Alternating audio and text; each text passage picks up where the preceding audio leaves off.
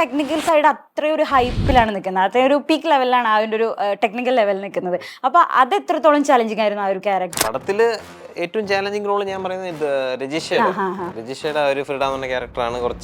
കുറേ ഇതിൽ കൂടെ പോകുന്നുണ്ട്, ഇമോഷൻസിൽ കൂടെ പോകുന്ന ഒരു സാധനവും കുറച്ച് ഓവർ ദ ടോപ്പ് ആയിട്ടുള്ള സാധനമാണ്. അപ്പോൾ അത് ഒരു ഭയങ്കര പെർഫോമറിനെ അത് ചെയ്യാൻ പറ്റുള്ളൂ. അപ്പോൾ അത് കുറച്ച് ചാലഞ്ചിങ് റോളും കൂടെയാണ്. എൻ്റെ റോള് ഭീമൻ രാജ് എന്ന് പറഞ്ഞ ക്യാരക്ടർ ഇപ്പോഴത്തെ ഒരു ഗതികെട്ടവൻ തന്നെയാണ്. 2044 ഒരു ഗതികെട്ടവൻ എന്നുള്ള സാധനം അതിൻ്റെ അത് കിടപ്പുണ്ട്. അപ്പോൾ എനിക്കിങ്ങനെ ഒരു പടം അത് മലയാളത്തിൽ നിന്നും ഫസ്റ്റ് ഓഫ് ഇറ്റ്സ് കൈൻഡ് എന്ന് പറഞ്ഞൊരു പടം വരുമ്പോഴത്തേക്കും അതിൻ്റെ അതൊരു റോള്, അതും ഇങ്ങനൊരു ബിമൽ എന്ന് പറഞ്ഞൊരു ഇമ്പോർട്ടൻറ്റ് ക്യാരക്ടർ ചെയ്യുന്ന പറയുമ്പോൾ ഭയങ്കര സന്തോഷമായിരുന്നു. ചില ആൾക്കാർക്ക് ഈ ജോണർ ഇഷ്ടമുള്ളവർക്ക് ഇത് ഭയങ്കരമായിട്ട് വർക്കായ എന്നുള്ള സാധനങ്ങളൊക്കെ കേൾക്കുമ്പം അപ്പോൾ ആ ഒരു ഓഡിയൻസ് തന്നെയാണ്, യങ്സ്റ്റേഴ്സും അങ്ങനത്തെ ഒരു ഓഡിയൻസിന് തന്നെ ആയിരിക്കും ഈ പടം എന്നറിയായിരുന്നു. ഇഷ്ടപ്പെടാത്തവർ തീർച്ചയായിട്ടും നമുക്ക് കുറ്റം പറയാൻ പറ്റില്ല, കാരണം അവർക്ക് ഇഷ്ടപ്പെടുന്ന ഒരു സ്പേസോ ഒരു സംഭവം ഒന്നും ആയിരിക്കില്ല. എന്നെ വിളിച്ച ഒരാൾ പറയുകയും ചെയ്തു, പടം എനിക്ക് കൊള്ളാം, രസമുണ്ട്, കോമഡിയൊക്കെ ഉണ്ട്, പക്ഷെ എനിക്ക് കാണാൻ താല്പര്യമുള്ള സാധനം അല്ല സൈഫൈ പടങ്ങൾ എന്ന് പറഞ്ഞു. അപ്പം ഞാൻ പറഞ്ഞത് മാനിക്കുന്നു, അത് അക്സെപ്റ്റ് ചെയ്യുന്നു. അത് നമുക്ക് എല്ലാവരെയും ഇപ്പം ഒരു പടം എനിക്ക് തോന്നുന്നില്ല അങ്ങനെ ഒരു ഫുൾ പ്രൂഫ് മെത്തേഡ് ഉണ്ട് എല്ലാവരും ഇഷ്ടപ്പെടാൻ പോകുന്നു. ഹായ്, ഹലോ, നമസ്കാരം. നിരവധി സിനിമകളുടെ പ്രേക്ഷകർക്ക് ഏറെ പ്രിയങ്കരനായ നിരഞ്ജ് മണിയമ്പിള്ള രാജുവാണ് ഇന്ന് എൻ്റെ കൂടെയുള്ളത്. നമസ്കാരം. നമസ്കാരം. ഏറ്റവും പുതിയൊരു സന്തോഷം അല്ലെങ്കിൽ വിശേഷം എന്ന് പറയുമ്പോൾ മസ്തിഷ്ക മരണം തന്നെയായിരിക്കും അല്ലേ? അപ്പോൾ എങ്ങനെയുണ്ട് ഒരു പബ്ലിക് റെസ്പോൺസോ അല്ലെങ്കിൽ സിനിമ തിയേറ്ററിൽ ഭയങ്കര വിജയത്തിലൂടെ പോയിക്കൊണ്ടിരിക്കുകയാണ്. ഞാൻ സിനിമ കണ്ട ഒരാളാണ്, എനിക്ക് ഭയങ്കരമായിട്ട് ഇഷ്ടപ്പെട്ടു. ഒരു പുതിയൊരു വേൾഡ് തന്നെയായിരുന്നു. അപ്പോൾ എങ്ങനെയുണ്ടായിരുന്നു എക്സൈറ്റ്മെന്റ് ഒക്കെ? ഭയങ്കര എക്സൈറ്റ്മെന്റ് ആണ്. കാരണം എന്തൊക്കെ പറഞ്ഞാലും ഇതൊരു എക്സ്പെരിമെന്റൽ പടമാണ്, സൈഫൈ ആണ്. ഈ ജോണറിലുള്ള പടം മലയാളത്തിൽ വന്നിട്ടില്ല.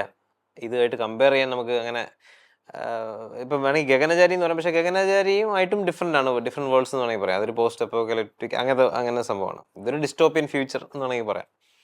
അപ്പോൾ ഇങ്ങനൊരു സിനിമ ആദ്യമായിട്ട് വരുന്നു, അപ്പോൾ അതിൻ്റെ ഭാഗമാകാൻ കഴിയുന്നു. ഒരുപാട് പേർക്ക് ഭയങ്കര ഇഷ്ടപ്പെടാത്ത ആൾക്കാരുണ്ട്.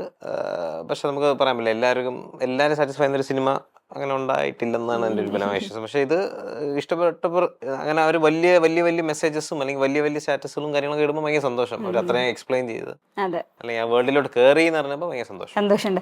അത് എനിക്ക് പറയാനുള്ളത്, ശരിക്കും പറഞ്ഞാൽ തിയേറ്ററിൽ നമ്മൾ കണ്ടപ്പോൾ ഒരു സ്പെഷ്യൽ വേൾഡ് ആയിരുന്നു. എനിക്ക് തോന്നുന്നു നമ്മൾ ഇതുവരെയും കാണാത്ത തരത്തിലുള്ള ഒരു ശരിക്കും തിയേറ്റർ ഒരു എക്സ്പീരിയൻസ് തന്നെയായിരുന്നു. നമ്മൾ ഇതിനു മുമ്പ് ഇംഗ്ലീഷ് മൂവീസ് അല്ലെങ്കിൽ ഹോളിവുഡ് മൂവീസ് ഒക്കെ കാണുന്ന തരത്തിലൊരു മലയാളത്തിൽ ഇങ്ങനെ ഒരു സിനിമ വരിക എന്ന് പറഞ്ഞു കഴിഞ്ഞാൽ ഭയങ്കര ഒരു പ്രൗഡ് തന്നെയാണ്. നമുക്കൊക്കെ ഒരു പ്രേക്ഷകർ എന്ന നിലയിൽ ഭയങ്കര ശരിക്കും ഒരു പ്രൗഡ് തന്നെയാണ്. അപ്പൊ ഈ ഒരു ബിമൽ രാജ് എന്നൊരു ക്യാരക്ടറിനെ എങ്ങനെയാണ് നോക്കി കാണുന്നത്? എനിക്ക് ഭയങ്കര സന്തോഷമായി. അങ്ങനെ എനിക്കിഷ്ടമുള്ള ടൈപ്പ് ഓഫ് ജോണറാണ് ഇങ്ങനത്തെ പടങ്ങൾ. ഇപ്പോൾ ഫോർ എക്സാമ്പിൾ എലീസിയം അല്ലെങ്കിൽ ബ്ലേഡ് റണ്ണർ, 15 അങ്ങനത്തെ കുറേ പടങ്ങളുണ്ട്. അതൊക്കെ ഞാൻ ഭയങ്കര ആ പടങ്ങളുടെ എല്ലാം ഫാൻസാണ്. അപ്പോൾ എനിക്കിങ്ങനെ ഒരു പടം അത് മലയാളത്തിൽ നിന്നും ഫസ്റ്റ് ഓഫ് ഇറ്റ്സ് കൈൻഡ് എന്ന് പറഞ്ഞൊരു പടം വരുമ്പോഴത്തേക്കും അതിൻ്റെ അതൊരു റോള്, അതും ഇങ്ങനൊരു ബിമൽ എന്ന് പറഞ്ഞൊരു ഇമ്പോർട്ടൻറ്റ് ക്യാരക്ടർ ചെയ്യുന്ന പറയുമ്പോൾ ഭയങ്കര സന്തോഷമായിരുന്നു. അപ്പോൾ എനിക്ക് ഭയങ്കര എക്സൈറ്റ്മെന്റ് ആയിരുന്നു. അത് കേട്ടപ്പോൾ തൊട്ട് പിന്നെ അതിൻ്റെ ഫുൾ വർക്കിംഗ് സ്റ്റേജസിലും ഭയങ്കര സന്തോഷമായിരുന്നു. അതിപ്പോൾ ഇറങ്ങി ഇങ്ങനത്തെ ഒരു എക്സ്പീരിയൻസ് പടത്തിന് ഇത്രയും റിസപ്ഷനും അല്ലെങ്കിൽ ഇത്രയും നമുക്ക് തിയേറ്റർ റണ്ണൊക്കെ കിട്ടുന്നത് ഭയങ്കര സന്തോഷമുള്ള കാര്യം. കുറേ ആൾക്കാരൊക്കെ മാറി തുടങ്ങി അല്ലെങ്കിൽ നല്ല എക്സ്പോഷറൊക്കെ കിട്ടിയും ഈ പടങ്ങളൊക്കെ എൻജോയ് ചെയ്യുന്നുള്ള ഒരു സാധനം പറയുമ്പോൾ ഭയങ്കര സന്തോഷം. അതെ, എനിക്ക് തോന്നുന്നു മലയാള സിനിമയിൽ തന്നെ ഒരു ചേഞ്ച് എന്നൊരു കാലഘട്ടങ്ങളാണല്ലോ. നമ്മളിപ്പോൾ ലോക സിനിമ കണ്ടു, അതിനുശേഷം നമ്മൾ അത്തരത്തിലുള്ള സിനിമ ചേഞ്ച് വരുന്ന ഒരു സമയം, ഒരു സുവർണ്ണ കാലഘട്ടം തന്നെയാണ്. അപ്പോൾ ഇത്തരത്തിലൊരു സിനിമ വരുമ്പോൾ അത് ശരിക്കും മലയാള സിനിമയ്ക്കും നമ്മുടെ ഒരു ഇന്ത്യൻ സിനിമയ്ക്ക് തന്നെ ഒരു പ്രൗഡായിട്ടുള്ളൊരു മൊമെന്റ് തന്നെ ഈ ഒരു സിനിമ ഇറങ്ങിയെന്ന് ഞാൻ പറയാം എന്തായാലും. അപ്പോൾ എത്രത്തോളം ചലഞ്ചിങ് ആയിരുന്നു ഈ ഒരു ക്യാരക്ടർ എന്ന് പറഞ്ഞു കഴിഞ്ഞാൽ? ശരിക്കും സിനിമ കാണുമ്പോൾ നമുക്ക് മനസ്സിലാവുന്നുണ്ട് അതിൽ ഇത്രത്തോളം ടെക്നിക്കൽ സൈഡ് അത്രയും ഒരു ഹൈപ്പിലാണ് നിൽക്കുന്നത്, അത്രയും ഒരു പീക്ക് ലെവലിലാണ് അതിൻ്റെ ഒരു ടെക്നിക്കൽ ലെവലിൽ നിൽക്കുന്നത്. അപ്പോൾ അത് എത്രത്തോളം ചലഞ്ചിങ് ആയിരുന്നു ആ ഒരു ക്യാരക്ടർ? പടത്തില് ഏറ്റവും ചാലഞ്ചിങ് റോള് ഞാൻ പറയുന്നത് ഇത് രജിഷയുടെ ഒരു ഫ്രീഡ എന്ന് പറഞ്ഞ ക്യാരക്ടറാണ്. കുറേ ഇതിൽ കൂടെ പോകുന്നുണ്ട്, ഇമോഷൻസിൽ കൂടെ പോകുന്ന ഒരു സാധനവും കുറച്ച് ഓവർ ദ ടോപ്പ് ആയിട്ടുള്ള സാധനമാണ്. അപ്പോൾ അത് ഒരു ഭയങ്കര ഒരു പെർഫോമറിനെ അത് ചെയ്യാൻ പറ്റുള്ളൂ. അപ്പോൾ അത് കുറച്ച് ചാലഞ്ചിങ് റോളും കൂടെയാണ്. എൻ്റെ റോള് ബിമൽ രാജ് എന്ന് പറഞ്ഞ ക്യാരക്ടർ ഇപ്പോഴത്തെ ഒരു ഗതികെട്ടവൻ തന്നെയാണ്. 2044 ഒരു ഗതികെട്ടവൻ എന്നുള്ള സാധനം അതിൻ്റെ അത് കിടപ്പുണ്ട്. അപ്പം അതിൻ്റെ അതങ്ങനെ ഒരു ചാലഞ്ചിങ് തോന്നുന്നില്ല. പിന്നെ ഞാൻ കുറച്ച് അതിനുവേണ്ടി മെലിയും അങ്ങനെയൊക്കെ ചെയ്തിരുന്നു. പിന്നെ എൻ്റെ അടുത്ത് പറയുന്നത് ഈ ക്യാരക്ടറിന് അങ്ങനെ തമാശകളൊന്നും ഇല്ല. പക്ഷെ മറ്റേ ഗെയിമിൽ കയറി തുടങ്ങുമ്പോൾ തൊട്ട് ഒരു സാധനമുണ്ട്, തിരിച്ചിറങ്ങുമ്പോഴും പിന്നെ പുള്ളിയുടെ സിറ്റുവേഷനാണ് അതിൻ്റെ അകത്ത് തമാശകൾ. ഈ ഞാൻ പറഞ്ഞില്ല, ഈ ഗതികേട് അതാണ് അതിന്റെ തമാശ. അപ്പൊ അങ്ങനത്തേക്കുള്ള അങ്ങനെ ഭയങ്കര ചാലഞ്ചിങ് അല്ല. പിന്നെ ഈ ടീം അടിപൊളിയാണ്. പ്രശാന്ത് ഏട്ടനാണെങ്കിൽ നമ്മുടെ DOP പ്രയോഗമാണെങ്കിലും എല്ലാവരും ആണെങ്കിലും ഭയങ്കര സെറ്റാണ്, എല്ലാവരും കമ്പനിയാണ്. അപ്പൊ നമുക്ക് വർക്ക് ചെയ്യാൻ ഭയങ്കര എളുപ്പവും സന്തോഷവും ഇഷ്ടമൊക്കെ ആയിരുന്നു. അപ്പൊ എനിക്ക് തോന്നുന്നു ഈ ഒരു സിനിമ കാണുന്ന സമയത്ത് ഇപ്പൊ നേരത്തെ പറഞ്ഞ 2046 എന്ന് പറയുന്ന ഒരു നമുക്ക് ചേഞ്ച് തന്നെയാണ്. അതാ ഞാൻ പറഞ്ഞത്, ആ ഒരു കഥ കേട്ട സമയത്ത് എത്രത്തോളം, അതാ ഞാൻ പറയാൻ വന്നത്, അതായത് സ്റ്റോറി കേട്ട സമയത്ത് എന്തായിരുന്നു ചിന്ത വന്നത്? ഞെട്ടിപ്പോയി. കാരണം ഇങ്ങനെ ഒരു സിനിമ എനിക്കൊന്ന് ആ സ്ക്രിപ്റ്റ് കേട്ട വേറെയും ആക്ടേഴ്സ് ഒക്കെ ഉണ്ട്, കൃഷ്ണന്റെ ഫ്രണ്ട്സ്. അപ്പൊ അവർക്കൊക്കെ ഇത് കേട്ടിട്ട് അയ്യോ ഇതെങ്കിലും നമ്മൾ മലയാളത്തിൽ ചെയ്യുന്നൊക്കെ ഉള്ള ചോദ്യങ്ങളാണ്. പക്ഷെ ഞാനും കൃഷ്ണൻ തന്നെ സംസാരിച്ചപ്പോൾ ഞാൻ പറഞ്ഞു ഇതൊരു ഗംഭീര സാധനമാണ്. അതെങ്ങനെ എത്ര ആൾക്കാർ അത് അക്സെപ്റ്റ് ചെയ്യും, ഇഷ്ടപ്പെടുന്നുള്ളതല്ല, നമ്മളൊരു സാധനം ഉണ്ടാക്കുകയാണ്, അതിനി സംസാരിക്കപ്പെടുകയും ചെയ്യും. ഇനിയിപ്പം ഓൺലൈൻ OTT വരുമ്പോഴും സംസാരിക്കും, കാരണം കാണാത്തവർ കാണുന്ന സമയത്തെല്ലാം സംസാരിക്കും. അപ്പോൾ അങ്ങനെ ഒരു സംഭവം നമ്മുടെ നമ്മുടെ ഒരു ടീമിൽ നിന്ന് ഉണ്ടാകുന്നു, ആ പടം അങ്ങനെ ഒക്കെ വരുന്നത് ഭയങ്കര സന്തോഷമുള്ള കാര്യമാണ്. ഈ സ്ക്രിപ്റ്റ് എസ്പെഷ്യലി പിന്നെ അത് വർക്ക്ഔട്ട് ചെയ്തെടുക്കാൻ കൃഷ്ണൻ തന്നെ പറ്റുമെന്ന് എനിക്ക് 100% ഉറപ്പ്. കാരണം ഞാൻ ഇതിനു മുമ്പ് പുള്ളിയുടെ 4 സംഘത്തിൽ വർക്ക് ചെയ്തു. ആ സമയത്ത് ഞാൻ മനസ്സിലാക്കി. അല്ല, ശരിക്കും പറഞ്ഞ ഒരു ഡയറക്ടർ എന്ന നിലയിൽ ഇപ്പൊ ഇതിനു മുൻപ് 4 സംഘത്തിൽ അഭിനയിച്ചിട്ടുണ്ട്. അപ്പോൾ ഡയറക്ടർ എന്ന നിലയിൽ കൃഷാന്ത് സാറിന് എങ്ങനെയാണ് അതിന്റെ ഒരു കോമ്പിനേഷൻ, അല്ലെങ്കിൽ ആദ്യത്തെ പറ്റി എന്താ പറയാനുള്ളത്? കൃഷാന്ത് തന്നെ ഞാൻ ഈ ആവാസവ്യൂഹം ഇറങ്ങുന്ന സമയത്ത് അങ്ങനെ പരിചയപ്പെട്ട് പിന്നെ ഞാൻ IFFKന്റെ അതിൻ്റെ പ്രിവ്യൂവിന് പോയി, പ്രീമിയറിന് പോയി. അങ്ങനെ കണ്ട് ഭയങ്കര ഇഷ്ടപ്പെട്ടു. അന്ന് തന്നെ ഞാൻ പിന്നെ നമ്മൾ എപ്പോഴും സംസാരിക്കുമായിരുന്നു. അപ്പോഴാണ് ഈ 4 സംഘത്തിൻ്റെ കാര്യം പറയുന്നതും അങ്ങനെ അതിൻ്റെ അകത്ത് കയറിയ അതിൻ്റെ അകത്ത് റോള് എനിക്ക് തരുന്നതും. അതിൻ്റെ അകത്ത് അഭിനയിക്കുന്ന സമയത്ത് പുള്ളി ഇങ്ങനെ എന്നെ ഫിഗർ ഔട്ട് ചെയ്യാൻ കുറച്ച് സമയം എടുത്തു. പിന്നെ നമ്മൾ ഭയങ്കര ഫ്രണ്ട്സായി. അങ്ങനെ ഫ്രണ്ട്സായി കഴിഞ്ഞപ്പോൾ പിന്നെ കുറച്ചും കൂടെ കാര്യങ്ങളെല്ലാം ഭയങ്കര എളുപ്പമായി ചെയ്യുന്നതും. പിന്നെ നല്ലൊരു കംഫർട്ട് സോൺ ഉണ്ടാവുമല്ലോ. ഇപ്പൊ 4 സംഘത്തിൽ തന്നെ കുറെ ആക്ടേഴ്സും ഇതിൻ്റെ അകത്തുണ്ട്. അതിന് പുള്ളിയുടെ ശ്രീനാഥ് ആണെങ്കിലൊക്കെ സ്ഥിരം നമ്മളെല്ലാം, ശ്രീനാഥ് എന്റെ ശ്രീനാഥാണ് പുള്ളിയും ഞാനും സ്കൂൾ ബാച്ച്മേറ്റ്സും ആണ്. നമ്മൾ ഭയങ്കര കമ്പനിയാണ്. അപ്പം ഈ ഒരു ഫ്രണ്ട്സുമായിട്ട് നിന്ന് വർക്ക് ചെയ്യുന്നതിന്റെ ഒരു സുഖം ഭയങ്കര വേറെ തന്നെയാണ്. അപ്പൊ കൃഷ്ണാന്തരനുമായിട്ടും ആ ഒരു ഫ്രണ്ടായിട്ട് നിന്നും പുള്ളി ഭയങ്കര എല്ലാം വരച്ചും ഫുൾ പടം ഉണ്ടാക്കി വെച്ചിട്ടുണ്ട്. കൺഫ്യൂഷനുകളൊന്നുമില്ല പുള്ളിക്ക്. അപ്പൊ പറഞ്ഞ സ്റ്റിപ്പുലേറ്റഡ് ആ സമയത്തിനുള്ളിൽ പുള്ളി ഷൂട്ട് തീർക്കുന്നു, എല്ലാം പക്കയായിരുന്നു. അതുകൊണ്ട് എനിക്ക് തോന്നുന്നു ആ ഒരു കംഫർട്ടബിൾ ആ സിനിമയിൽ കാണുന്നുണ്ട്. നിങ്ങളുടെ ഒരു ഫ്രണ്ട്ഷിപ്പ് ഇപ്പൊ ഇതിന് മുൻപുള്ള നിങ്ങളുടെ തമ്മിലുള്ള ഒരു അത് ശരിക്കും ഒരു കെമിസ്ട്രി സിനിമയിൽ ഉടനീളം മനസ്സിലാവുന്നുണ്ട്. ഇപ്പൊ എന്തെങ്കിലും ഉണ്ടെങ്കിൽ തന്നെ ഇപ്പം ഞാൻ ചെന്ന് ഇങ്ങനെ ഐഡിയ, ചേട്ടാ ഇവിടെ ഒരു കൗണ്ടർ ഇങ്ങനെ ഒരു സാധനം പറഞ്ഞിട്ടുണ്ടോ, പുള്ളി പറയും മാൻ അത് നല്ലതാണ്, നിങ്ങൾ ഉപയോഗിച്ചോളാം. മോശമാണെങ്കിൽ പറയും മാൻ അത് ഭയങ്കര മോശമാണ്, മാൻ അത് ഒരിക്കലും ഭയങ്കര മോശമാണെന്ന് പറയും. എല്ലാം മുഖത്ത് നോക്കി തന്നെ സ്ട്രേറ്റ് ഫോർവേഡ് ആയിട്ട് പറയും. പക്ഷെ എന്തും പറഞ്ഞ് ഞാൻ നിർത്തത്തില്ല, ഞാൻ വീണ്ടും അടുത്ത കാര്യങ്ങൾ പറയും. അപ്പൊ ചിലപ്പോൾ അത് വർക്കാവും. പുള്ളി തന്നെ പറയും ഞാൻ മോശമാണെന്ന് പറഞ്ഞിട്ട് നിർത്തരുത്, എനിക്ക് ഇങ്ങനെ ഐഡിയാസ് തന്നോണ്ടിരിക്കണം, ചിലപ്പോൾ ഇഷ്ടപ്പെട്ടാൽ ഞാൻ എടുക്കും. ശരിക്കും ഒരു കംഫർട്ടബിൾ തന്നെയായിരുന്നു അല്ലേ? പിന്നെ എനിക്ക് ശരിക്കും ഫീൽ ചെയ്തൊരു കാര്യം അച്ഛന്റെ മാനറിസംസ്, അല്ലെങ്കിൽ അതിനെ എടുത്തു പറയേണ്ട ഒരു കാര്യം തന്നെ, അതിൽ ഡയലോഗ് ഡെലിവറി തന്നെ നമുക്ക് ശരിക്കും മണിയമ്പിള്ള രാജു സാറിന്റെ ഒരു മാനറിസംസും സൗണ്ട്സ് അതൊക്കെ ശരിക്കും ഈ സിനിമയിൽ നമുക്ക് പ്രകടമാവുന്നുണ്ട്. അതെങ്ങനെ നാച്ചുറൽ ആയിട്ട് വന്നതാണോ അതോ എങ്ങനെയായിരുന്നു? നാച്ചുറൽ ആയിട്ട് വന്നതും പിന്നെ അത് വിറ്റ് കുറച്ചാൾ ജീവിക്കാന്നുള്ളൊരു ഐഡിയ എനിക്ക് അങ്ങനെയല്ല. എനിക്ക് അച്ഛൻ്റെ മകനായോണ്ടുള്ള സൗണ്ട് വരുന്നതൊക്കെ കറക്റ്റായിട്ടും പിന്നെ ഇങ്ങനത്തെ സിറ്റുവേഷനിലല്ലേ കോമഡി ചെയ്യുമ്പോഴും അല്ലെങ്കിൽ സ്പീഡിൽ പറയുമ്പോഴൊക്കെ ആ സൗണ്ടിലോട്ട് പോകുന്നുണ്ട്. പിന്നെ അത് ആൾക്കാർക്ക് കുറെ അത് ഇഷ്ടമാണ്. ആ ഒരു ഏതൊക്കെയോ റിവ്യൂ ചെയ്യാൻ വെച്ചു നൊസ്റ്റാൾജിയ കൊണ്ട്. അപ്പൊ നൊസ്റ്റാൾജിയ എന്ന് പറയുമ്പോൾ പിന്നെ അത് ആലോചിച്ചിട്ടായിരിക്കും. ഓക്കെ, അതെ, എനിക്കത് കണ്ടപ്പോ ഒരു തോന്നിയത് കാര്യട്ടോ ഞാൻ പറഞ്ഞു. അങ്ങനെ ആരെങ്കിലും പറഞ്ഞിട്ടുണ്ടായിരുന്നു സിനിമ ഇറങ്ങിയ സമയത്ത്? അച്ഛൻ്റെ അതേ മോഡുലേഷൻ സംഭവം മറ്റേ മിന്നാരത്തിലെ സീനിലൊക്കെ വന്നിട്ട് കാര്യങ്ങൾ അതുപോലെ. അപ്പം എനിക്കൊന്ന് രജിഷായിട്ടുള്ളൊരു സീനില് എനിക്ക് തോന്നുന്നു ആ കുഴിക്കുന്ന അത് പക്ഷേ വർക്കായി എന്നുള്ള സന്തോഷമുണ്ട് അല്ലേ? അപ്പൊ പിന്നെ അതുപോലെ തന്നെ ഇപ്പൊ നമ്മൾ തുടക്ക കാലഘട്ടം വെച്ച് നോക്കുകയാണെന്നുണ്ടെങ്കിൽ ആ ഒരു ബ്ലാക്ക് ബട്ടർഫ്ലൈ തൊട്ട് ഇപ്പൊ ഈ ഒരു മസ്തിഷ്ക മരണം വരെ എത്തി നിൽക്കുകയാണ്. അപ്പൊ ആ ഒരു ചേഞ്ച്, ആ ഒരു ആക്ടിങ്ങിൽ വന്നൊരു ചേഞ്ച്, അല്ലെങ്കിൽ സിനിമ സെലക്ട് ചെയ്യുന്നത് വന്നൊരു ചേഞ്ച് എങ്ങനെയാണ് നോക്കി കാണും? പേര് കേട്ട അല്ലെങ്കിൽ ഭയങ്കര അങ്ങനത്തെ ഡയറക്ടേഴ്സിനോട് വർക്ക് ചെയ്യാൻ പറ്റിയില്ല. പുതിയതായിട്ട് വന്ന ആൾക്കാരും അങ്ങനെയൊക്കെ വർക്ക് ചെയ്തും അങ്ങനത്തെ കുറച്ച് പ്രോജക്ട്സുകളൊക്കെ ചെയ്താണ് വന്നത്. അതെല്ലാം ഒരു ലേണിംഗ് കേർവ് തന്നെയാണ്. എല്ലാം അതിൽ നിന്നെല്ലാം പഠിക്കാനും പറ്റി. പിന്നെ ഞാൻ തന്നെ ഒരു കോൺഷ്യസ് ഡിസിഷൻ ആയിരുന്നു അതിൽ വർക്ക് ചെയ്യണം, അതായത് എൻ്റെ ക്രാഫ്റ്റിൽ വർക്ക് ചെയ്യണം എന്നുള്ള ഇതിലാണ് ഞാൻ വർക്ക്ഷോപ്പിനും ഇപ്പം ആദിശക്തി എന്ന് പറഞ്ഞ വർക്ക്ഷോപ്പ് ഉണ്ട് പോണ്ടിച്ചേരി. അപ്പോൾ അവിടെ പോയി. അപ്പോൾ അതൊക്കെ എങ്ങനെ ബെറ്റർ ആക്കാൻ പറ്റും, ഇനിയിപ്പോൾ ആൾക്കാർ പറയുന്ന പല കാര്യങ്ങളും ഞാൻ കൺസ്ട്രക്റ്റീവ് ക്രിറ്റിസിസം ഒക്കെ എടുത്തിട്ട് ഞാൻ ഇങ്ങനെ കേട്ടിട്ട് ഓക്കെ അപ്പം പുള്ളിക്ക് അങ്ങനെ തോന്നി. അതൊരു 2-3 പേര് പറയുമ്പോൾ മനസ്സിലാവും ഓക്കെ അപ്പം അതുണ്ട്, ആ പ്രശ്നം ഉണ്ടെങ്കിൽ അത് മാറ്റാനുള്ള ശ്രമങ്ങൾ നടത്തുക. അപ്പം അതാണ് ആ കാര്യം.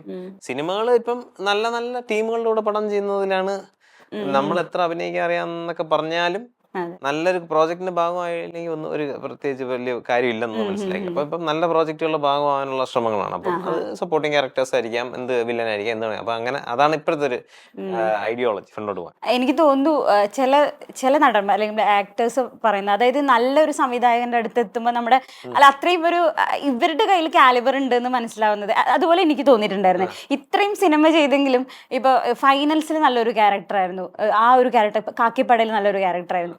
അപ്പോൾ കുറച്ച് ലേറ്റ് ആയ പോലെ തോന്നിയിട്ടുണ്ടായിരുന്നു, അല്ലെങ്കിൽ എന്തെങ്കിലും നല്ലൊരു കഥാപാത്രം അധികം വൈകാതെ തന്നെ അങ്ങ് കുറച്ച് കാര്യങ്ങൾ ഇപ്പൊ കുറച്ച് കുഴപ്പമില്ലാതെ വന്നതെന്ന് തോന്നുന്നു. പക്ഷെ ചില ആൾക്കാർക്ക് ആദ്യമേ പെട്ടെന്നൊരു സംഭവങ്ങൾ കിട്ടും. നമുക്കിങ്ങനെ ഒരു കണക്കിന് എനിക്കിപ്പോ ഇത് സന്തോഷമാണ്. കാരണം കുറെ പഠിച്ചും ഇനിയിപ്പോ എനിക്ക് ചെയ്യുമ്പം ബെറ്റർ ആക്കുക, ലാസ്റ്റിന്റെ സാധനത്തിനെക്കാട്ടി ബെറ്റർ ആക്കാന്നുള്ളത്. അപ്പൊ ഇപ്പൊ ആൾക്കാർ നോട്ടീസ് ചെയ്ത് തുടങ്ങി 2-3 സാധനങ്ങളായിട്ടാണല്ലോ. അപ്പം ഇനിയും കിടിലം സാധനങ്ങളൊക്കെ കൊടുക്കാൻ പറ്റും എന്നുള്ളൊരു. അപ്പൊ ഞാൻ പഠിച്ചൊക്കെ തോറ്റ് പഠിച്ചും ഒക്കെ അങ്ങനെ പഠിച്ചെന്നുള്ളൊരു സാധനം ഉണ്ട്. ആള് റെഡിയാണെന്നുള്ളൊരു. അല്ല, തോറ്റ് പിന്മാറരുത് ശരിക്കും പറഞ്ഞാൽ. നമ്മൾ ഒരിക്കലും അതെ, ചില ആളുകളുണ്ട് ഇപ്പൊ നമ്മൾ ഈ ഒരു സിനിമ സക്സസ് ആയില്ല അല്ലെങ്കിൽ നമ്മുടെ ആക്ടിങ് പോരാൻ തോറ്റ് പിന്മാറി കഴിഞ്ഞു, അത്രേ ഉള്ളൂ. അതിൽ നിന്ന് വിജയിച്ചു വരാന്ന്. പിന്നെ അപ്പോഴാണല്ലോ ഒരു മറ്റേ ആ ആർക്കുണ്ടാവുന്നത്. ആദ്യമേ എല്ലാം കിട്ടിക്കഴിഞ്ഞാൽ എല്ലാം അറിയണം, അതിന്റെ വില മനസ്സിലാവണം. അപ്പം എങ്ങനെയായിരുന്നു ഇപ്പൊ സിനിമയിൽ അഭിനയിക്കണം? ഇപ്പൊ അച്ഛനും സിനിമയിലാണ്, അതൊക്കെ നമ്മൾ ഇപ്പൊ പറയേണ്ട ആവശ്യമില്ല. പക്ഷെ നമ്മുടെ ഉള്ളിൽ സിനിമയിൽ അഭിനയിക്കണം എന്നുള്ള ഒരു ആഗ്രഹം അങ്ങനെ വന്നത് എങ്ങനെയായിരുന്നു ആദ്യം? അതെ, എനിക്ക് തോന്നുന്നു ഞാനൊരു 6ാം ക്ലാസ് 7ാം ക്ലാസ്സിൽ പഠിക്കുന്ന സമയത്താണ് എൻ്റെ ചേട്ടൻ ആ സമയത്തൊക്കെ നമ്മുടെ വീട്ടിലുള്ള ഡെസ്ക്ടോപ്പിൽ ഇങ്ങനെ ഇഷ്ടംപോലെ പടങ്ങൾ കാണും.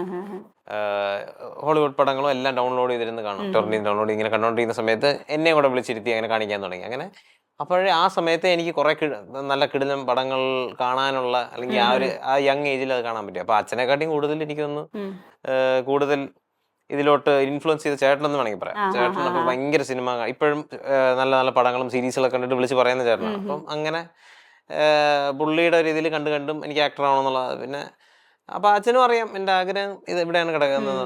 എനിക്ക് പക്ഷെ ആഗ്രഹം ഒരു അസിസ്റ്റ് ചെയ്തും ഒരു അസിസ്റ്റന്റ് ഡയറക്ടറിൽ നിന്നും ഒരു സെറ്റ് എങ്ങനെയാണ് വർക്ക് ചെയ്യുന്നത്, അല്ലെങ്കിൽ ഡയറക്ടർ എങ്ങനെയാണ് ഒരു ആക്ടറിനായിട്ടുള്ള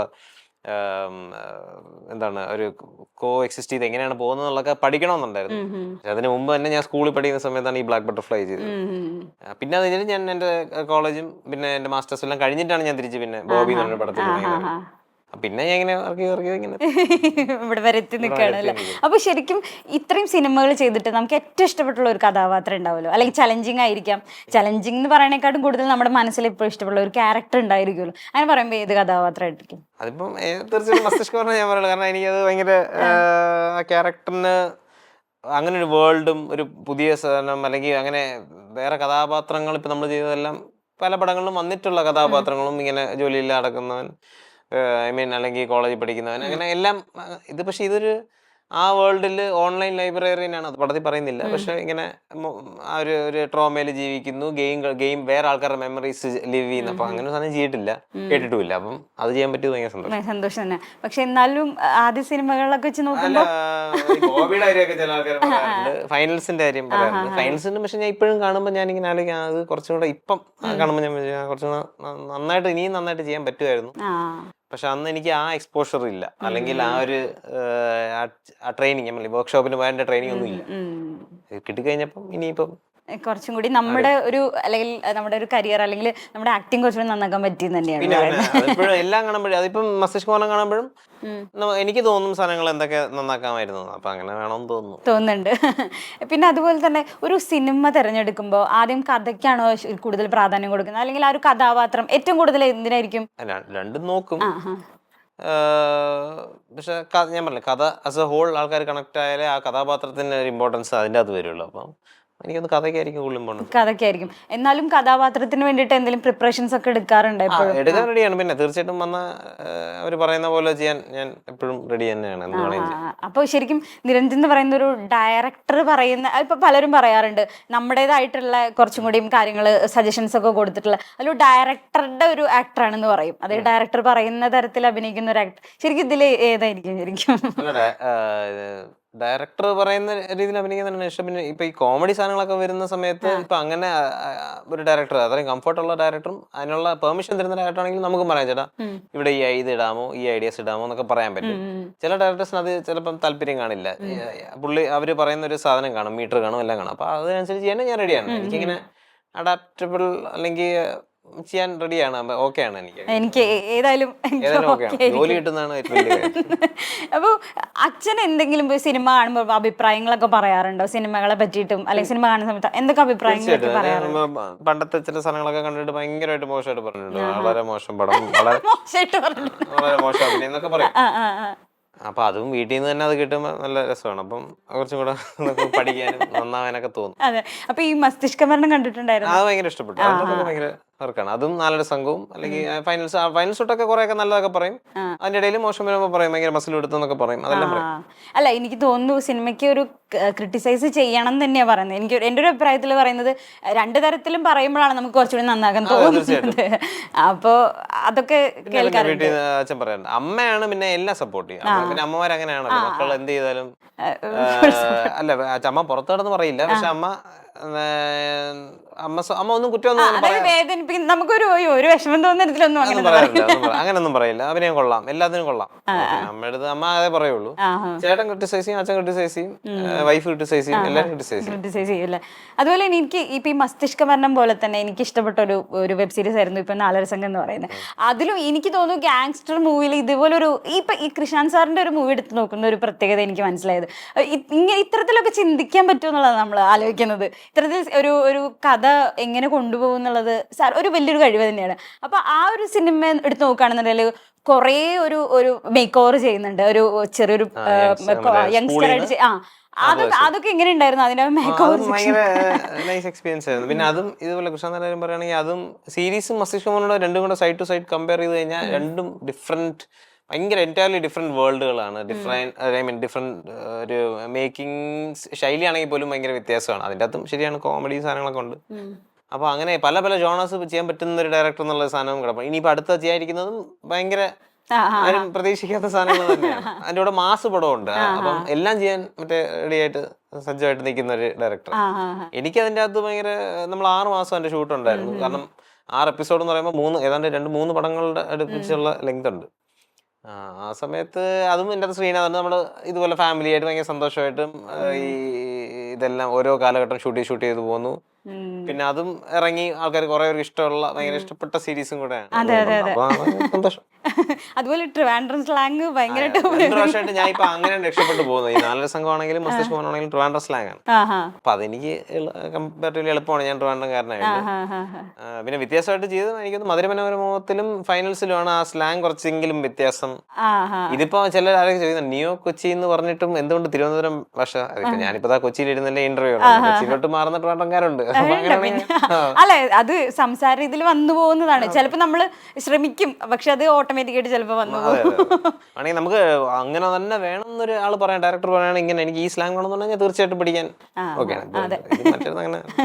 അപ്പോ ഈ സിനിമ മസ്തിഷ്ക മരണം എടുത്ത് നോക്കുകയാണെന്നുണ്ടെങ്കിൽ അതിൽ ഇപ്പൊ ഒരു കോ ആക്ടേഴ്സ് ഒക്കെ ഉണ്ടാവല്ലോ, അവരൊക്കെ ആയിട്ട് എങ്ങനെ ഉണ്ടായിരുന്നു? ഇപ്പൊ ഒരു കോമ്പിനേഷൻ സീൻസും ആ ഷൂട്ടിങ്ങിന്റെ ഒരു സമയത്തുള്ള ഒരു മെമ്മറീസ് ഒക്കെ എങ്ങനെ ഉണ്ടായിരുന്നു? ഭയങ്കര, അതാണ് ഞാൻ പറഞ്ഞത്, ഭയങ്കര ഫാമിലി ആയിട്ടാണ് എല്ലാവരും. ഭയങ്കര ബെസ്റ്റ് ഫ്രണ്ട്സ് ആണ് ഇപ്പോഴും, ഭയങ്കര ഫ്രണ്ട്സ് ആണ്. ഇപ്പം ഫുൾ ടീം ആണെങ്കിൽ ഞാൻ പറയാം ശ്രീനാഥ് ഉണ്ട്, പിന്നെ അല്ലാതെ ദിവ്യപ്രഭ, ആൻഡ് രജിഷ, രാഹുൽ രാജഗോപാൽ, ഞാൻ പേര് വിട്ടു പോകുന്ന പേര്, പിന്നെ അഗസ്ത്യ, പിന്നെ എല്ലാം നമ്മളെല്ലാം ഭയങ്കര ഒരു ഗ്യാങ് ആണ്.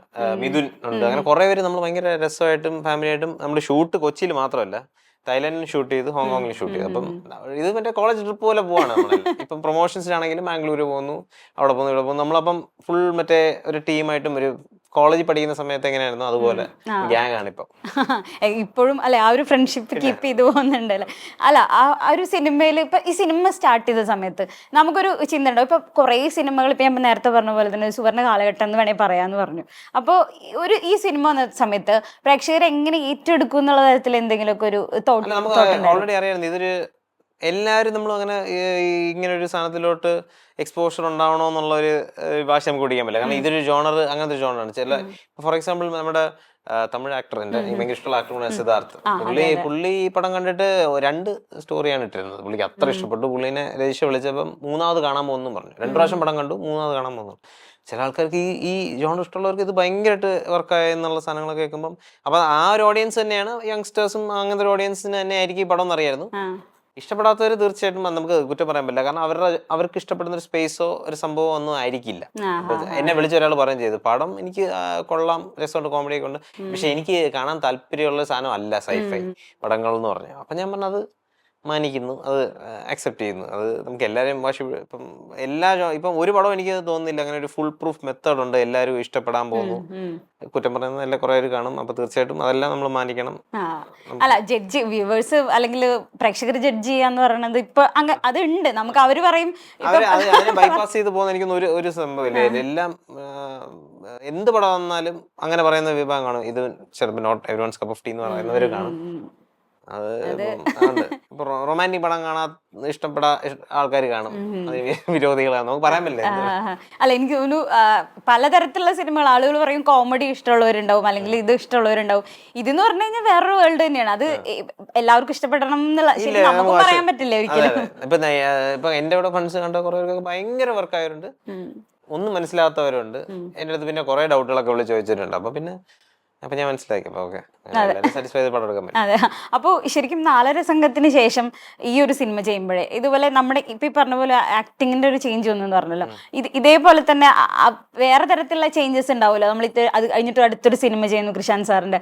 അപ്പൊ അതൊക്കെ എങ്ങനെ ഉണ്ടാവും? നിങ്ങൾ സജഷൻസ് ഒക്കെ പറയോ ഈ സിനിമയുടെ? അപ്പം കൂടുതലും ഇതൊരു അങ്ങനത്തെ ഒരു 2046 വേറെ വേൾഡും കുറെ വേർഡ്സ് ഒക്കെ കുറെ അങ്ങനത്തെ അതിൻ്റെ അത് ഇപ്പൊ എക്കോ ചേംബർ അല്ലെങ്കിൽ മറ്റേ കുറെ വേർഡ്സ് എൻ്റെ അകത്ത് ഉപയോഗിക്കുന്നുണ്ട്. റിയാലിറ്റി എക്കോ ചേംബർ അങ്ങനെയൊക്കെ ഉപയോഗിക്കുന്നുണ്ട്. അപ്പം അങ്ങനെയൊക്കെ വേർഡ്സിന്റെ കൂടെ തന്നെ ആൾക്കാർക്ക് റിലേറ്റബിൾ ആയിട്ടുള്ള കോമഡിയും കൂടെ എൻ്റെ ഇടയിലൂടെ കൊണ്ടുപോയി കഴിഞ്ഞാൽ തമാശകളൊക്കെ സാധാരണ ഞാനൊക്കെ അടിക്കുന്നൊക്കെ ഊള കോമഡികളൊക്കെയാണ്. പക്ഷെ അതൊക്കെ എന്ന് പറഞ്ഞു കഴിഞ്ഞാൽ കുറെ റിലേറ്റബിൾ ആവാനും ഈ വേൾഡിൽ തന്നെ, പക്ഷെ ഇത് കൊച്ചി തന്നെ ആണേ അല്ലെങ്കിൽ നമ്മുടെ നാട്ടിൽ തന്നെയാണ് ഇങ്ങനത്തെ ആൾക്കാരെന്നൊക്കെ പറഞ്ഞാൽ അങ്ങനെ കാണിക്കാനും കൂടെ വേണ്ടിയിട്ടാണ് അങ്ങനെ. അപ്പൊ ആ ഡിസ്കഷൻസ് നമ്മളെല്ലാവരും ഇരുന്ന് ഉണ്ടായിരുന്നു. അപ്പൊ ഇങ്ങനെ ഡയലോഗുകൾ അവിടെ സുരേഷ് ചേട്ടന്റെ ക്യാരക്ടർ ചാർലി ഓരോ കോമഡികളൊക്കെ അത് പറയുമ്പോ തന്നെ സുരേഷ് ചേട്ടന്റെ ക്യാരക്ടർ ഭയങ്കര അടിപൊളിയായിരുന്നു. ശരി, നിങ്ങൾക്ക് എനിക്ക് തോന്നുന്നു കൂടുതൽ കോമ്പിനേഷൻസ് ഉണ്ടായിരുന്നല്ലോ. ഞാനും സുരേഷ് ചേട്ടനാണ് ആദ്യം പടം ഫസ്റ്റ് ഡേ തന്നെ നമ്മൾ രണ്ടുപേരുള്ള കോമ്പിനേഷനിലാണ് തുടങ്ങിയത്. അതല്ല, എനിക്ക് തോന്നുന്നു അത്രയും സീനിയർ ഒരു ആക്ടർ നിങ്ങളുടെ കൂടെ ഇത്രയും, അതാണ് എനിക്കൊരു പ്രത്യേകത തോന്നുന്നത്, ഇത്രയും നിങ്ങളുടെ കൂടെ അഭിനയിക്കുമ്പോൾ സുരേഷ് ചേട്ടനെ കൺവിൻസ് ചെയ്ത് എടുത്ത് ഇങ്ങനെയാണ് ഈ ക്യാരക്ടർ. അപ്പൊ സുരേഷ് ചേട്ടനും ചിലപ്പോൾ ഡൗട്ട് വരും, ഇത് എന്താണ് ഇയാള്. പുള്ളി ഒരു മറ്റേ ഈ VR ഗെയിംസ് കളിക്കാൻ വേണ്ടി ട്രെയിനിങ് സെന്റർ നടത്തുന്ന ആളാണ്. അപ്പൊ സുരേഷ് ചേട്ടൻ ഇങ്ങനെ അതെന്താണ് സാധനം എന്നുള്ളൊരു തോട്ടിലോട്ട് പോകുമ്പോൾ നമ്മൾ എക്സ്പ്ലെയിൻ ചെയ്ത് കൃഷ്ണൻ എക്സ്പ്ലെയിൻ ചെയ്ത് ഇങ്ങനെയൊക്കെയാണ് കാര്യങ്ങൾ. അപ്പൊ പുള്ളി പക്ഷെ മറ്റേ യങ് അപ്പോഴും അവിടെ ചെന്നിട്ട് മറ്റേ എനിക്കൊന്ന് എന്താ പറയാ മില്ലനിയൽ അല്ലെങ്കിൽ ജെൻസി യങ് ആവാൻ ശ്രമിക്കുന്ന ജെൻസി പ്രായമായിക്കാണല്ലോ. അപ്പൊ ജെൻസി അങ്ങനെ യങ് ആവാൻ ശ്രമിക്കുന്ന നടക്കുന്ന ഒരു ക്യാരക്ടർ ആയിരിക്കും ചാർലി. ഇങ്ങനെ ഞാനൊക്കെ 20 വർഷമായിട്ട് ഇത് അതൊക്കെ പറയുന്നുണ്ടല്ലോ, അങ്ങനത്തെ അടിപൊളി സാധനമാണ്. അതുപോലെ തന്നെ ജഗദീഷ് ചേട്ടന്റെ ഒക്കെ ക്യാരക്ടർ എടുത്തു പറയേണ്ട ഒരു കാര്യം തന്നെ. അദ്ദേഹം ഈ പറഞ്ഞ പോലെ തന്നെ ഈ ഒരു സിനിമയുടെ ഭാഗമാവുക എന്ന് പറയുമ്പോ ഇത്രയും സീനിയർ ആക്ടേഴ്സ് ഒക്കെ അതൊക്കെ അതിന്റെ ഈ പടം ഇപ്പോഴും മനസ്സിലാവാത്തവരുണ്ടെന്ന് പറയുന്നുണ്ടല്ലോ. പക്ഷെ അതിന്റെ അകത്ത് ജഗദീഷങ്ങളുടെ ക്യാരക്ടർ പല രീതിയിലും എക്സ്പ്ലെയിൻ ചെയ്യുന്നുണ്ട്. ഇത് എന്താണ് സാധനം എന്താണെന്നൊക്കെ പറയുന്നുണ്ട്. അതും ഈ ആൾക്കാർക്ക് ഒരു ഇനി അഥവാ ആരെങ്കിലും കിട്ടിയില്ലെങ്കിൽ ആ ഐഡിയ കിട്ടാൻ വേണ്ടിട്ട് തന്നെയാണ് അത് എക്സ്പ്ലെയിൻ ചെയ്തത്. എന്നിട്ട് മനസ്സിലാവാത്തവരുണ്ട്. അപ്പൊ പിന്നെ പറഞ്ഞിട്ട് കാര്യമില്ല. എനിക്ക് തോന്നുന്നു എനിക്ക് ഈ സിനിമ ഇറങ്ങിയ സമയത്ത് സൈബർ ഫങ്ക് കേന്ദ്രീകരിച്ച സിനിമ എന്നൊക്കെ പറയുന്നുണ്ട്. ശരിക്കും അതെന്താണ്? അത് നിങ്ങൾക്ക് എങ്ങനെ പറഞ്ഞു തന്നിട്ടുണ്ടായിരുന്നു? ഈ സൈബർ പങ്ക് എന്ന് പറയുമ്പം അതായത് ഒരു അതിന്റെ ഗെയിമൊക്കെ ഉണ്ട്, സൈബർ പങ്ക് 2077 എന്നൊക്കെ പറഞ്ഞ ഗെയിമൊക്കെ ഉണ്ട്. അതിന്റെ അകത്ത് പറയുന്നത് ഹൈ ടെക്നോളജി പക്ഷെ ലോ സ്റ്റാൻഡേർഡ്സ് ഓഫ് ലിവിങ്. അതിന്റെ അത് കാണുന്നില്ല, വളരെ ചേരി എന്നൊക്കെ പറയുന്നത്. അപ്പൊ അങ്ങനെ നമുക്ക് ബുദ്ധിമുട്ടുള്ള ഒരു ജീവിതമാണ്. പക്ഷെ ടെക്നോളജി ഒക്കെ ഭയങ്കരമായിട്ട് കൂടുന്നുണ്ട്. അത് ഇപ്പോഴും സത്യം അങ്ങനെ തന്നെയല്ലേ. ആൾക്കാർ നമ്മുടെ എല്ലാം മറ്റേ ഏറ്റവും ലേറ്റസ്റ്റ് ടെക്നോളജി ഒക്കെ ഉണ്ട്, പക്ഷെ ബുദ്ധിമുട്ട് ജീവിക്കുന്നവരും ഉണ്ട്. അപ്പൊ അങ്ങനെ അത് തന്നെയാണ് അപ്പൊ ഇങ്ങനെ 2046 ഇങ്ങനെയായിരിക്കും സാധാരണ. എസ്പെഷ്യലി എടുത്തു പറയുന്ന മീഡിയയുടെ ഒരു സംഭവങ്ങളെല്ലാം പറയുന്നുണ്ട്, അങ്ങനത്തെ കാര്യങ്ങളെല്ലാം പറയുന്നുണ്ട്. അപ്പൊ എന്ത് കണ്ടന്റിന് വേണ്ടി ഇപ്പൊ നന്ദിച്ചേട്ടന്റെ കേട്ട് പറയുന്നത് കണ്ടന്റിന് വേണ്ടി അയ്യോ കണ്ടന്റ് അപ്പൊ അത് എനിക്ക് തോന്നുന്നു എല്ലാവർക്കും ഉള്ള ഒരു കൊട്ടുണ്ട് സിനിമയിൽ. എനിക്ക് ഇതിനു മുൻപ് കൃഷ്ണൻ സാറിന്റെ ഇപ്പൊ ഗഗനചാരി വെച്ച് നോക്കുന്ന സമയത്ത് എനിക്ക് ഡിഫറെന്റ് തോന്നിയ ഒരു കാര്യം, കോമഡി ഭയങ്കരമായിട്ട് വർക്കൗട്ട് ആയിട്ട് കോമഡി കുറച്ചും കൂടി അതിൽ ഇൻക്ലൂഡഡ് ആക്കിയിട്ടുണ്ട്. പിന്നെ ഈ പറഞ്ഞ പോലെ തന്നെ സമകാലികമായിട്ടുള്ള വിഷയങ്ങൾ പറഞ്ഞു പോകുന്നുണ്ട്. അതിന്റെ ഒരു 2046 എങ്ങനെ ഇരിക്കും അതിന്റെ ഒരു വേർഷൻ എന്നുള്ളതാണ് ഇങ്ങനെ പറഞ്ഞു വരിക. അതില് പറയുകയാണെന്നുണ്ട് ഓൺലൈൻ മീഡിയാസിന് തന്നെ അതിൽ പറയുന്ന കുറെ ഡയലോഗ് നമുക്ക് ശരിക്കും റിലേറ്റ് ചെയ്യാൻ പറ്റുന്നുണ്ട് പലർക്കും. അവര് മനസ്സിലാക്കാൻ അവരായിട്ടും സന്തോഷത്തിലൊക്കെ സന്തോഷമുണ്ടായിരുന്നു പടം പ്രൊമോട്ട് ചെയ്യുമ്പോ ആവശ്യമാണ്. അപ്പൊ ഫാമിലിയൊക്കെ ഈ ഒരു മൂവി കണ്ട സമയത്ത് ഇപ്പൊ നേരത്തെ കുറെ യങ് ഫാമിലീസും അല്ലാത്ത കുറെ ഞാൻ പറഞ്ഞില്ലേ ഈ ഒരു OTT കൾച്ചർ വന്നതിന് ശേഷം ഒരുപാട് വെളിയിൽ നിന്നുള്ള സിനിമകളും കാണുന്ന ആൾക്കാർ, പ്രായമുള്ളവരും എല്ലാവരും ഉണ്ട്, സിനിമകളുമായിട്ട് അറിയാം. അപ്പൊ അങ്ങനെയുള്ളവർക്ക് ഈ ഒരു സ്പേസിലോട്ട് കൊണ്ടുവരുമ്പോഴത്തേക്കും മനസ്സിലാവുന്നതും ഐഡിയ കിട്ടുന്നതൊക്കെ ഉണ്ട്. അപ്പൊ അങ്ങനെ കുറെ എൻജോയ് ചെയ്തിട്ടുണ്ട്.